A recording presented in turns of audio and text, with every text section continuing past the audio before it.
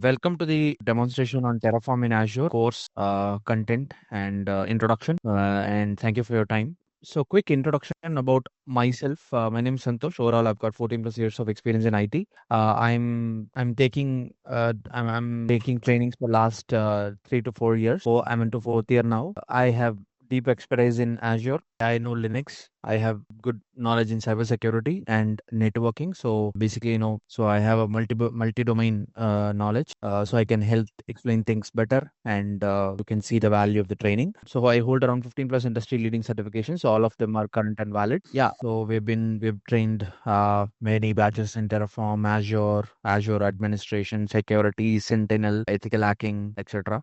So with my introduction out of the way, let's just get into the demo scope of the demo and what you're going to see and the course outline, what you may see in the course. So this is the scope of the demo. We have I'm going to explain you the introduction to Terraform, why Terraform, a basic Terraform workflow, sample demonstration, and course outline, and ask me anything, right? Course questions and answers, you can ask me anything. So introduction to TF. So what is TF, right? Terraform is a cloud infrastructure as automation tool. So we deploy resources in cloud, right? So go ahead and click create, VM, you put in a lot of information and then create, right? So creating that way, one VM is going to take at least 5 to 10 minutes, depending upon the options that you're going to fill in, right? Obviously in the portal, in the Azure portal. Now imagine if that is automated for you. That's what Terraform does, right? So likewise, if you're going to develop an infrastructure or deploy an infrastructure, then you could just use Terraform for that purpose. So it's an infrastructure as code. You write code to define your infrastructure, and that is going to deploy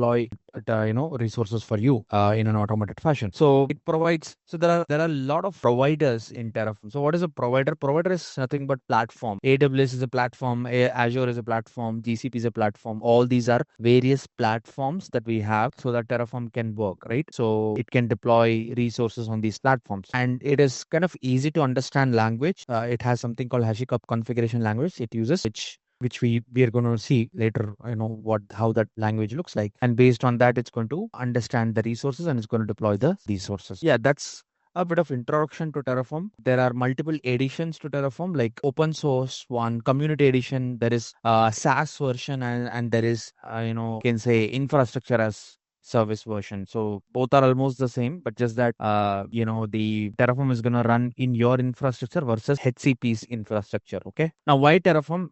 You understand, right? So it could be, it is multi-cloud support, multi-cloud provider support, cloud provider agnostic. It's a declarative management tool. It's a declarative type. There are two types of languages, you can say. One is imperative, one is declarative. So Terraform is declarative. Declarative is meaning you just define what you need, right? That's what declarative is. Imperative is you control nuances, you control the smallest thing that's possible in a program, right? That's imperative. Declarative is just you just say what you need, it's going to deploy for you, right? And there is something called state management. Terraform has some state, has something called a memory, you can say, that it's going to store, and it's going to refer that frequently for your deployments. Okay, so that is why we go for Terraform. Let me open up my Visual Studio Code. Yeah, so it's declarative in nature. It can be it can be used to deploy mutable or immutable infrastructure. And yeah, so this is the basic Terraform workflow. We initialized, so irrespective of the edition, irrespective of the type of Terraform that you use, could be Terraform Enterprise, could be HCP Terraform, or could be Terraform local install, doesn't matter.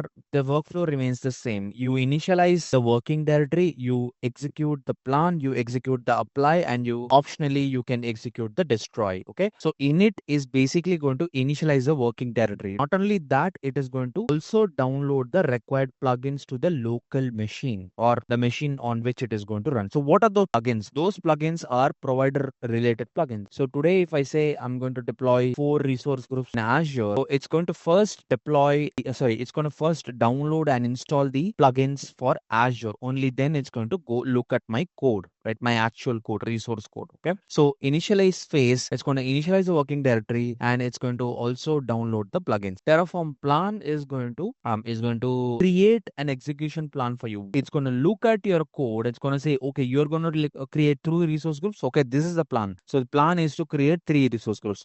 Or if the code says 5 VMs, the plan is going to say, okay, the plan is about 5 VMs. So whatever you intended to create the resources, obviously you would have put the resource blocks or whatever. That is going to be shown as the plan when you execute plan. And then apply is the actual apply of the configuration or apply of the code or apply of the resources. It's going to create the resources for you. And destroy is to destroy the resources, like delete the resource.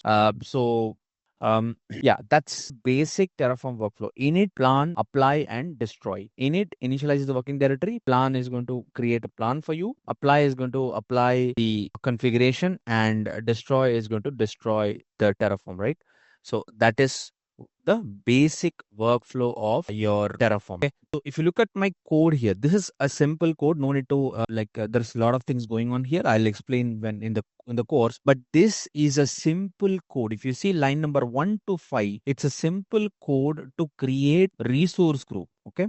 It's a resource group creation block. Okay. This is how the format starts with. Okay. So resource keyword and then double quotes, the resource type, and then close double quotes and then open double quotes, the block name. So name is the block name. You can give any name and then open curly brace. You say count is equal to 2, meaning is going to create 2 resource groups and then the name and then the location. Imagine if you were to create resource groups manually, right?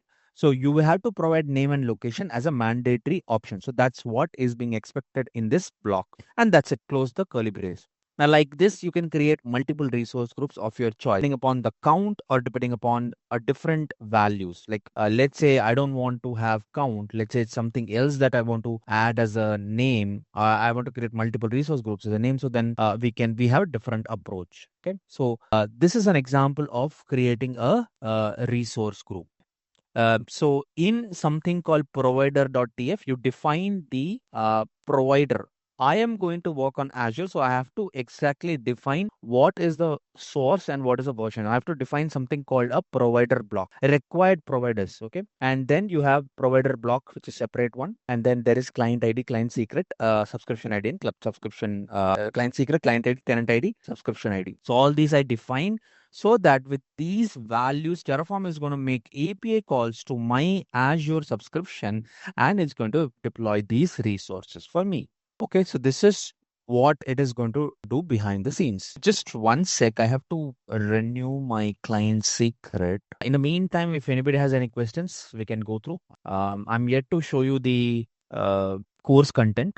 Just in a couple of minutes, I'll show. So let me do initialize is already done in my terminal here. I don't want to do initialize. So I'm going to do a plan. If you see, it's going to execute the plan. It's going to show me plan, okay, what it is going to create. So as I said, the objective is to create resource groups, right? So obviously the plan says you have these resource groups already in my subscriptions. I can do a destroy and I can recreate it. So, I mean, it just says that your infrastructure matches your configuration. Basically, what I have given is already there in my subscription. So no need to create. That's what it says, because it makes sense, right? You don't need to create this because this is already existing. So I can just destroy and recreate. Works fine. I can just do yes. So it is now destroying these resource group by itself. Okay. So this is how destroy works. And then I can do again plan and apply. It's going to apply that. If I do a plan, it's going to show me the plan. So the plan, what is the plan? The plan is to create source groups because that's the code I have. I can also add additional like other resource block types. So if you see,